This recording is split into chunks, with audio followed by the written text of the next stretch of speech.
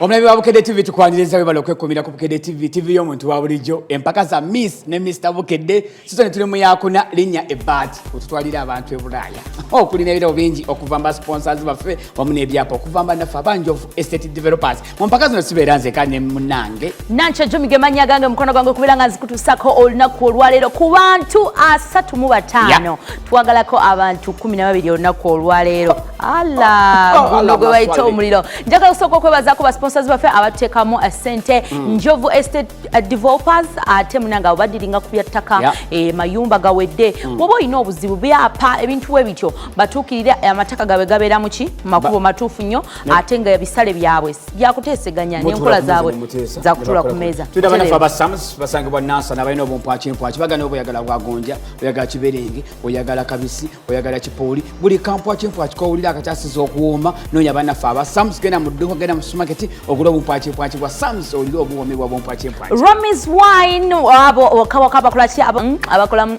kasipit akawayini ako kakyali ku mutindo nga bulijjo n'okusingawo so ketanire nnyo omukwano gwange banafe aba Hassan Tours and Travel bagamba ekigambo kimu nti ennaku zino ebyokugenda ebulaaya tebikyali byakutambuza noonya passport simala visa simala tunda kino tunda kiri tunda ne kino noona nebiri kyangu nnyo kasogenda ku offices zaabwe bepaba bo nga bagamba gwe kakkana katubikolereko ogenda ebulaaya onoonya akasente banoonyeeko ate mwana wattu bano be batutwala ebulaaya abaana ogenda okubeera nga banyumira obulamu n'olw'ensonga egulu olowooza ogenda ebulaaya lowooza ku banafe aba Hassan Tours and Travel bakole ku nsonga zobeere bulungi banafe aba Biva Organics abo nno omukwano bakugamba ebyokulya ebibala muddo gwoyitako bulamu bwereere nno bwogaya so gwe alina ebirwadde nga bikususseeko empeko zikoye empiso zikoye dukako mu banafe aba Biva ate ekirwadde kyo bakirabemukko bino bi ulcers simanya sukaali simanya ki waluddewo dda omukyala atwambaza Mariam Fashions agamba nti ne bwoba ogenda ku mukolo kigonna gonna olugoye olusaana awalulina munoonyeeko mu Mariam Fashions akwambaza ku design ng'oyake bagambe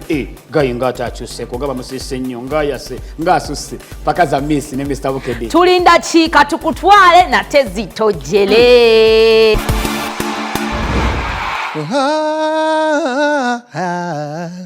yegwe anyamba Katonda wange amanya bampita Dr. T Jaji wo owa Miss ne Mr Bukedde season 4 yes mpitibwa Joseph Batte nga ndi judge ndi music critic ngera omulimu gwange okumala emyaka gino gyonna badde nsala mpaka mpandika ku bayimbi gundi oyimbi otya njogera ku bayimbi gwono otayimbye bulungi tayasamye takoze kino na kino twafuna sente walai twafuna sente eyo amanya gange bamse Joylanda the baddest African girl nganzo omu ku bajudge abali ku pano egenda okusala abagenda ku theater la Bonita nga 24 don't miss mujje mu bungi 24 supporting talent ze Uganda. One love. Kere njagala nyeri nyaliona yesimanyo bomanyi fesi yonze yampangula n'okukutunula kompulira nyumirwa oli mulungi osanye kuwanyibwa oba kisoboka weesuneko olabo wangula omutima gwange akwenkana oyo tannazaalibwa eno gy'obadde waggulu obadde okaka eddoboozi obadde olinyiga obadde tojjaayo feelings ezo eza nga tezivaayo bulungi eddoboozi yo sibbi just era nga bwagambye obadde plain nga feeling omuntu aba tagiwulira oyimba buyimbi abalala gye wabaleka onwanira entalo abalabe ze baleeta kale ne bwe bayimuka nga mukama woli sitya sinsonga wadde nga sirina maanyi kuba mukama tuulamu nze oli w'amaanyi sebo sinsonga wadde nga sirina sente owooluganda kankubuulire oyinza okwagala okwekubira gita na biki nenze okusinziira kulaba kwange gita elimitinze eddoboozi ly'okulijjayo bulungi ennyo segera nti olina okwambala oluyimba ompe colors ez'enjawulo mu luyimba olwo ekintu ky'olina oba okivuluga bwe kimala ne kigwawo olwo no papa newajjusa nti singa nno kifaako bwe nzijjukira ebiseera ebyo amaziga ne gannyunguka wanjogajoga nnyo nange siri kuddira ze nnakwesonyiwa ne mmala n'emmemme yange neekuta okukwagala yali nsobi ndayira siri kuddira senga obatte ndi kumpi enda kuyisaamu ekintu awo kubanga onsobedde oyiti kiwazze kukola kiwa gwomu ku bayimbi bendowooza nti obadde lwaki oyimba bwoti kintu kyenina oba okivuluga ebibagigwawo lwaki okikola nze kyendowooza some of the contestants balonda oluyimba nga talowooza because oluyimba lulinga olw'ennaku I think you have to feel like it is a bit sad see just singing ekintu kyolina oba like you have to feel the song oluyimba okakasiza mu ddoboozi basobole jaja atuuke akutunuulire kati wano ffe tukutunuulira Dr. T akugambye nedda nnyabo si bwotyo bwebadde oyimba Jolanda nedda nnyabo nange ngamba nedda nnyabo bwotyo si bwoyimba Rapmaster Fryika speed ya chita talambala musiza mwena batulaba nkulukuta nzivunula oluganda nga computer meme ntukamba batuka ebigambo nga professor chuka nyimba yimba tamula sekadi walikadi wo mulembe.com ekyo tukikola mpola po kapira changa naye mwatu yambala nyize ntuse jedi pesa kumpeke terese byange nyize ntuse ategwe oseke bukedde ngo bisombye mbadde tudde wange ngobwavu bwano manze koze kantega mawulire ntukidde ku Mr ne Mrs bukedde nga bagamba gobwavu atewetuga lete kitone kyo gwegezesa omukisa gogwe va mu byotamide jangono nakasente koze nembigata nembisengeka rehearsal nenzitandika so sena kugatao gata kono kwaula tie mugata kemtola kemwerofu nemukoze eyo vayo lafungua bana fayina kupoteza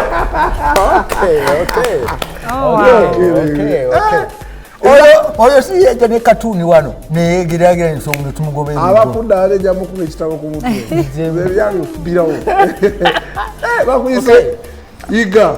Yes. I just love the vibe. Oh, okay. Is this your lunolimba lulwo? Yes. Walukoze kulwa buke gundi yeno yes. Akatumu obugala. Nintawana nintauka kanonya switch embuze afanana atya yakula atya eyamutwala yengandabe Siba bomu, sula bomu, amazime mpewe mfuwa Mama fude angumendabe Senari manyi bofuna omubezi abawoluberera Era manyi nebogende weru abali kulinda Zeno basangamu obuzibu obusookera ddala naye ndoza jo wakyogeddeko bw'oba oyagala okuyimba oluyimba lw'omuntu lwaki toluyimbira mu ddoboozi limu be you why? Ndabira wasebo obeta nindilide ngakensirikiride wano nebinuma nabyo bingi chenkusaba sebo onyimbire oluyimba kubanga gwe oyimba nebinuma ebyolugero oluyimba kisakala kirina kiringa guli obadde kimukwano eddoboozi lirina ly'amaanyi Honey, I love you more than money. I miss touchy touching your body. Oh manye byange nawe, I wanna be by your side. Nze njagala nkuwa omukwano mungi bambisalawo. Ngambo otidde kuba botya gwe labo bogise bambi totya gwe nyamba. I'm on my way, please I'm on my way. oluyimba sirwagala let me tell you naye you are this kind of singer akwata oluyimba olubi n'olufuula lulungi I bit feel like njoba ayagalamu kupa eddoboozi lya saha tewali mutawaana that is okay yeah, it's okay tewali mutawaana naye wamma oba ng'eyagala okubeera ddala omuyimbi get your own voice because I know you have it Okay. She's also right. N'obuyimba wange mbina n'ebwenyimba. naye tokoppa muntu ayagala yimba katoni akakakimsaako kennya. Owulira ofa olina maloboozi gakubuzaabuza maloboozi mu maloboozi ago londamu erigamba nti osobola fubuddemu amaanyi yimirira ogambe nti osobola ampisa waawo mpita waawo. Toyimba bubi naye mpulira that kitusse nnyo eddoboozi olikankanyiza ne oluyimba ndaba ng'olubuze mufiru ya Katonda naye your voice is good. Dr. T. Yeah. Akuyisaawo agenda kuyisaawo. Nja kuwayiriza nga buli wefunidde wakadde mpuuba olubulo ebigere gy'oli kubanga kinkakatako faati nze nakugabayo mu bufumbo kirabika olimu ennyamivu oleddera olimu okukumenya naye guma amakazi naawe buli loggwamu essuubi mu bulamu bwo kabakabenje oyagala kunoba kuba abalombu yafunye omujja kibeera kya butumbaavu kuba tewali mwami w'omu. Tufunyeeyo omuyimbi ayagala okuzzaawo ekintu. Omanyi abakyala bano baggwamu amaanyi oba ebintu ne bibatawaanyamu but bw'oba ofunye oluyimba olulala oluli beta manyi osobola okuyimba bulungi kubanga akalowoozeko kajja kunyumira nnyo mu kadongo kamu. Eddoboozi lye ndyagadde sitayiri eyo sigitegeera bulungi naye ng'omuyimbi okitegeera. Thank you so much. Wagadde olwagadde teri musajja tera musajja wo choice y'oluyimba. Mba n'essanyu wemba naawe mbona emirembe n'ebinnuma oba wendi bibeera bivaawo olimu eddagala lyange gwe bulamu wange lwoli nkyawa siriwona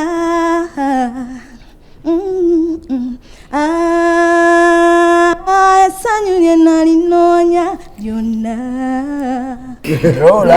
Eddoboozi lye ddungi mukwano just energy oba ne confidence but ono akayimula nti akafiirinze ekiba kibulamu energy n'okwatuka like eddoboozi libeere nga lyatika mo. Ekikubulamu ng'emaanyi amaanyi gakuwa kye bayita projection.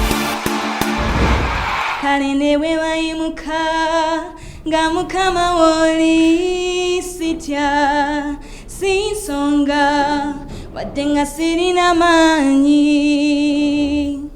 kuba mukama tulamu nze oli w'amaanyi ssebo si nsonga wadde nga sirina sente manyi gwe Katonda gwe nsinza ensi yeno. Okay, go. Get it. Kanyimbe nyimuse linnya Yesu mukama watulinze nandibadde ntya na bino byonna mukama ebinnuma. tayimbye bubi naye era feeling ye ya mwoyo mwoyo ye good artist oyimba bulungi naye omwoyo ogwo Banne Jolanda alina ekintu kyayogera ayogera ebigambo bitono naye alina ekintu kyagamba ate nga akirabye akifiiringa omuyimbi omulungi kiva ku mwoyo kubeera but kati mulimu ako akali kametale kanyimbe ako zize kwebaza sebo entalo zonwanidde nejo nzije sebo nsiimye eno levo kontusiza abantu bangi bajewunya naye kati nsabo nnyimuse ontekatekwe singa kweno wano wendinduddewo nnyo ebisinga biri mitale eri sabonyimuseeyo ntuusa abalala gye balota obulosi. Because it's a prayer. Yeah, it's like a prayer naye olinga akuba ekidandali. Okanga si bye bikulembera eddoboozi gye lisooka okukola ki? Okufuluma. Nga tedde terifulumye. That's a challenge. Yeah. Onokomya ddi okukaaba ky'oba omanya ensinkoowu abo bookabira abasunzi. Y'onookomya ddi okusinda bwe mbeera y'ensogi kooye onaddukira wa mukwano gy'otaagisange nawulidde weewera bwe ebya Katonda tobiddira bwe ebibyo bimuddiza kyokka ye takuddiza tokoowa. Towumba nnyo eddoboozi lyo lyongera oddiggulira kyekigenda okukulemesa empaka zino. Si mubi. Okay, fine. Tujja kulabagana. Leero ndukukwasiza Katonda gwe yakola byonna n'omusana n'ogwasa byonna byendaba ne byekwese wara kasita ndi naawe asinga era lumundi bizuura byenakwatako leero biseko omukono gwo ondage ng'ekkubo onjazise etaala. Olulimba lwe walonze lukwawula ku ggwe nyonyo naye Katonda era atambule naawe. Dade bayimba ennyimba za Katonda like feeling golinga aba ayagala okoppa omuyimbi eyaluyimba tolikiyimba nga ggwe.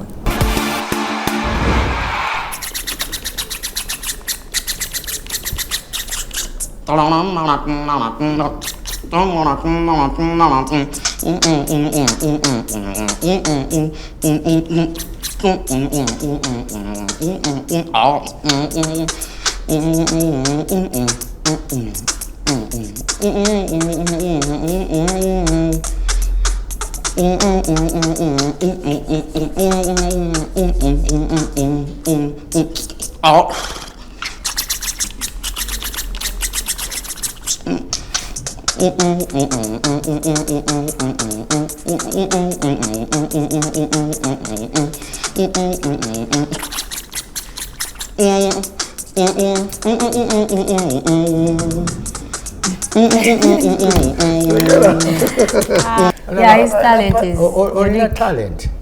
Olina talent. Very, very awesome talent.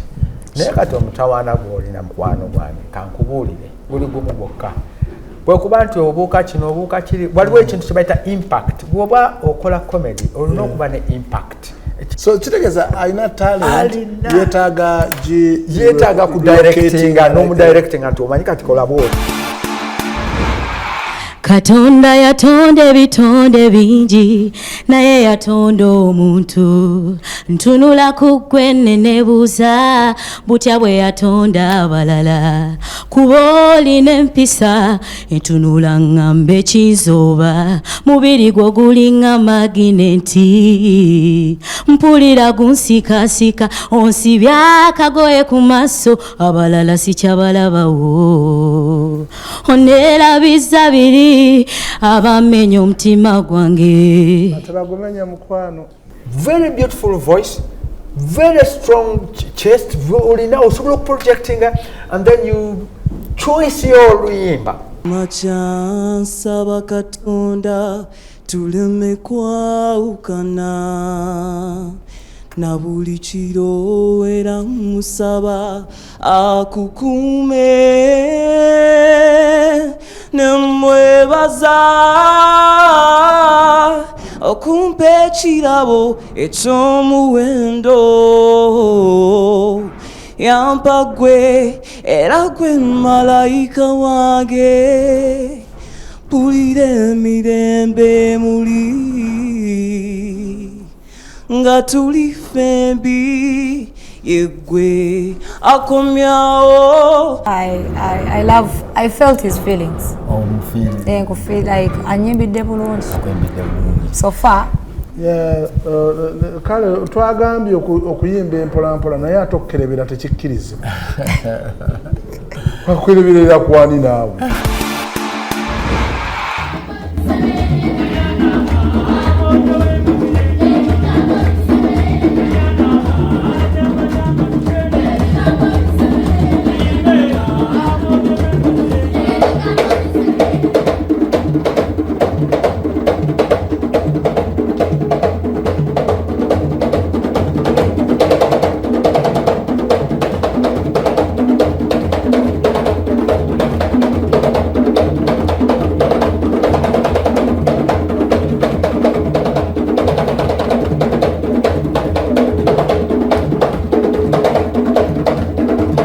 Talent ogirina naturally you are talented kati ate n'okyambala abo betunoonya.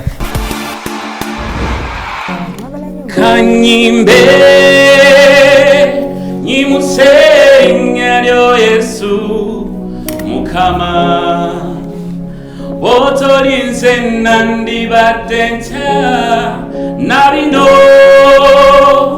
byonna Mukama ebinnuma bitwale abalabe bange banzijeko olukongolo nyamba sobola okukozesa ekitone kyompadde era nsaba onyambe onzijemu amalala. No comment. Agambye no comment. Yeah, but he's good. Ojja kulabira ku Max ndowooza. Nze sibyagadde byayimbi. Eyo gyokwana bowaanawaana nga nayo weewuwo mulese mu kuyomba gundi nedda olimba buli kintu kiriko alabirira eyo gyogwirana kubaka banno n'oyo gokaddiya ayita nabyo ekikumalamu kyekiki gundi naawe wembejja munno kubaabulako kimu kumulabirira atuuka neeno omulembe mufeeko tomulumya mu byonna ajja kunyirira kutamya abalala ekitooke kifansalira. You can do better. Oluyimba obadde okuba ennanga bw'olekanya naawe ng'olekaana kiki ekikuguddeko Sseruganda? Essanyu ndiraba mu feesi naye okuyimba mwana alina amaanyi the vocals pose era piano nga abadde alina otunula eno bati. Kino kibuuzo kya buli omu gwe ndaba eyo nti naye omukwano ddala kyekiki nga buli gwo kibuuza kimusobera kabababo bakagezi munyo kibatabula omukwano ebintu ebigukuma bo bikwata ogukuuma kuba tegutama kwe kukotakota n'owooyo omukwano gubasaza mu kago kale ebitalavu y'abasinga boolaba eyo bebintu byetubusa n'amaso bwe koolabanga katono nnyo ku gwe bambi olike kamutabula obwongo obambi si binene ebito omukwano si binene era si binene Era si binene. Joe Landa si binene. Wamma binene si binene. Taata wange tosungwala toyomba fumbira omulenzi wange siyagala saagala abo bonaŋŋanyi gwe nnozeemu bangi yono wadde naleeta abo abalina sente nyingi naye ono yekagwe nsiimye kaŋŋende n'omwami wange. Ekintu okirina yanzanyusa sijja kwogera bingi naye lindirira olabe oba oyitamu oba nedda. Olinaku gwe kinkuba ekingoba kena kunegenda mu byonna Katonda bye yakuwa. You make my day when you smile. Pomwenyobanga chimuli cha rosa nga chimuli salo. When you smile, ebizibu byonna binerabiza. Sisyuke mawe obulamu bwalinga obwalinda gwe. kulowooza ng'obudde bw'ensonosi. Eddoboozi lye sibbi ddungi. The expression ye. Yeah. Kati nze nange sina bingi nnyo byenja kugamba kuba tugenda ku round awo weebale kwambala muyimbi oyo. Mwesiimya balina abakitammwe abakola entegeeka n'otosanga bwavu. Va kufe bankobaza mbogolo otakolera kizibu okufuna kyolya. Kwoteeka ebizibu ebyenjawulo ebitulumbagana n'obulakayamba. Songo mwana waboobo yene bwakola ekyejafunako ababita. Naye bano bazinkulubuse wakaba yakoowa talina abamuza. Nange bwe ntunuulira abange neefuna mutima ogw'ennyamira olw'ebyo. Bwenza talina kyentegese nti kirijo n'abaana benzadde abangi. Lord Fred Sebata. Yes, sir. Stove? Yes, sir. Okay. Nze byango jabisanga mu Max. Naye nga eddoboozi ndyagadde likakamu. Yes, sir. Yeah. Confidence ennungi. Yeah, naye ulimu okupakuka.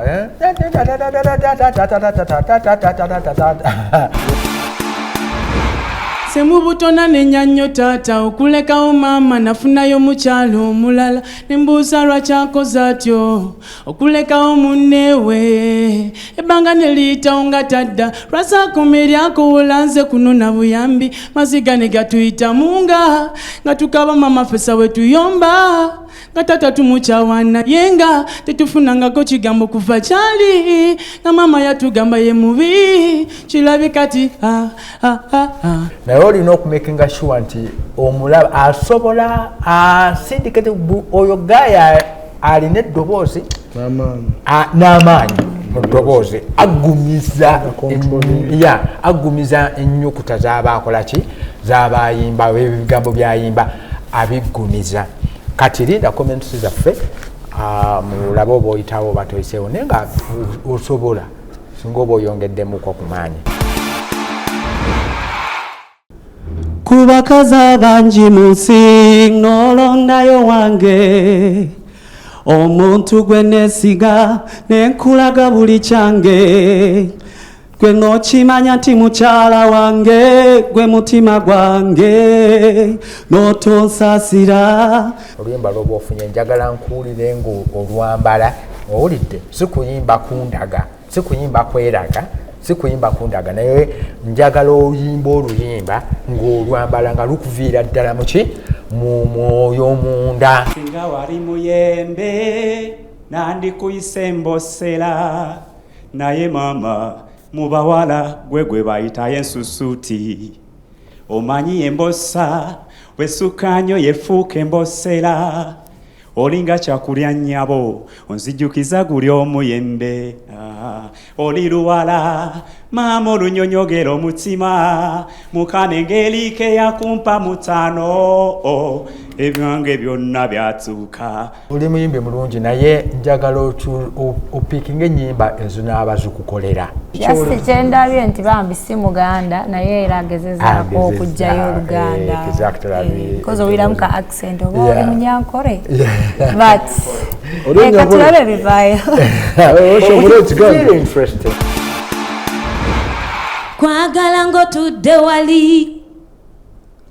wali nenkuyimbira biri byaliwo luli mukambrela bwe tumwenya bwe twewana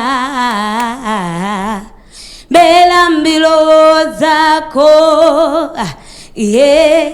wesunangako nga munakufaako.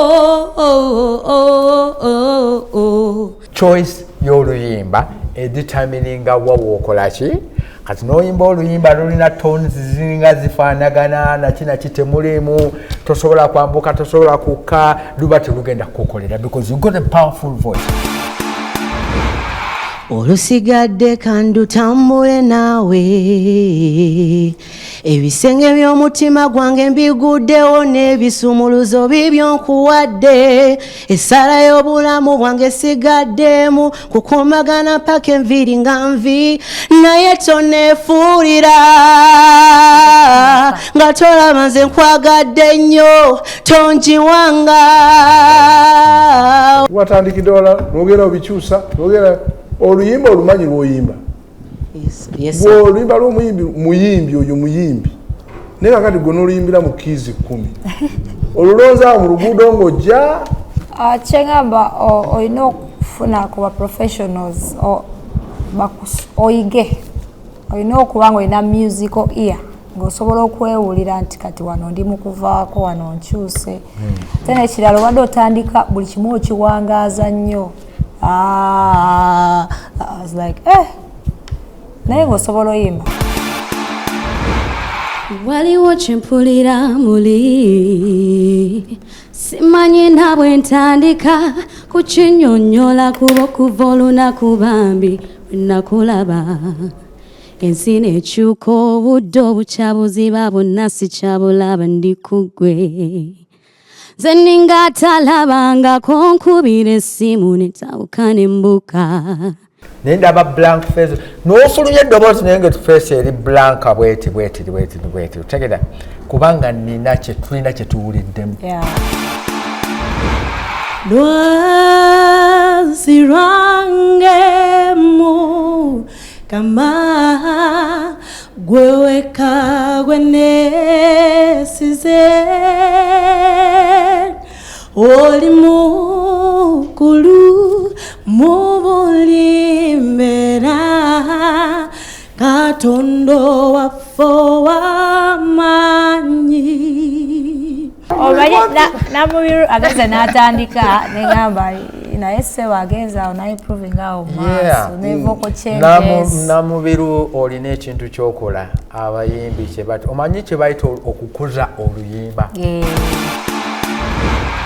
baligamba nti nayimbira abato nayimbira emitima egyali mu kabi kitebenkere abantu balamu baagalane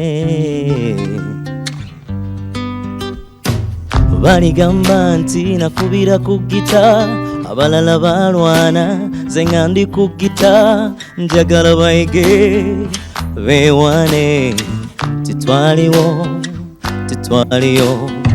buli kyenkola kikolera balijja Mungu anyamba bana nneme kubaswaza njagala bayige beewane titwaliyo twakolera ku mulembe gwa kirya. Okay, because when you're singing, simanyi momoli ya muteba jazz. Yeah. Olimba uli flat yolo. When you're singing choka, luli da da da da da da da da da da da da da da da da terukuwa like Yeah. Onjagadde mu lwatu tobudde mu Yesu kankutende mu lwatu onjagadde mu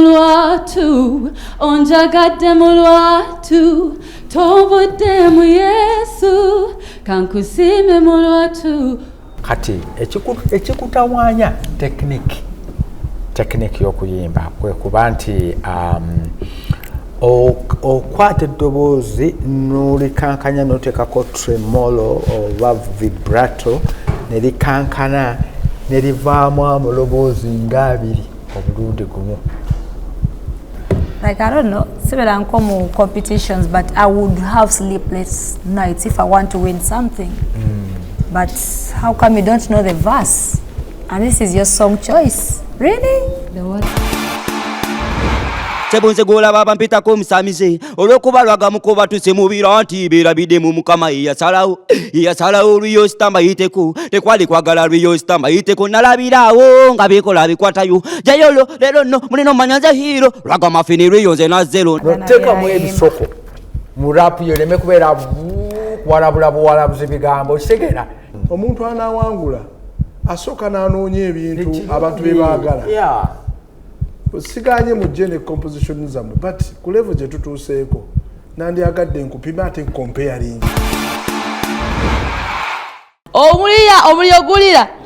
omuliro gulira twetegese fenna twagala okubeera nga twebaza ku basponsors baffe abateekamu ssente tubeere ng'ate empaka zino zitojera bulungi nnyo bannaffe aba Beaver Organic abo batunda eddagala ery'obutonde eddagala ery'emmere liva mu mmere liwonya endwadde nnyingi nnyo olina ulcers olina kirwadde kyekikumazeeko plan banoonyeeko tojja kwejjusa ne bannaffe abaki abanjovu estate developers abo basangibwa nansana amaka gaabwe amakulu gye gali offices zaabwe basangeyo oba ki bakyalireko agwe alina obuzibu n'ettaka oyagala ettaka olyagala mu kitundu ki ery'ekyapa ate ebintu byabwe biri ku ki biri ku muzuuli nakoze nabo bawulira munaffe nyamba za olugoye oluno olulungi bamise Mariam Fashions zatulungira ebyambalo bajudges baffe nange kennyini azikuweereza olunaku olwaleero ate saga tulabira bannaffe aba Al Hassan Tours and Travels abo bagenda tulinyisa ki ebbaati abo bakulagana ku bintu bya kutwala abantu ebweru bakutwala buli nsi gyokola ki gyoyagala so banoonyeeko ebisingawo ate obitegeere ne bannaffe aba Sam's Foods abo basangibwa nansana naye ate basupplying ebintu byabwe all over the country buli supermarkets mwebiri and maduuka mwebiri abalina obumpwanki obw'abaana abakulu tuzza abaana ku masomero remember so tosaanire kubeera ng'omwana wo agenda nga suitkesi oba kesi nga teriimu kampwanki ka Sam's so obutayitamu mpaka neyengera n'okubaraga n'obeera sita kadde mwako bakawulye bulungi osobola obutayitamu naye n'okubaraga n'obeera sita bano bensoma ndooza be bagudde olunaku olwaleero Dorins Africa Nakato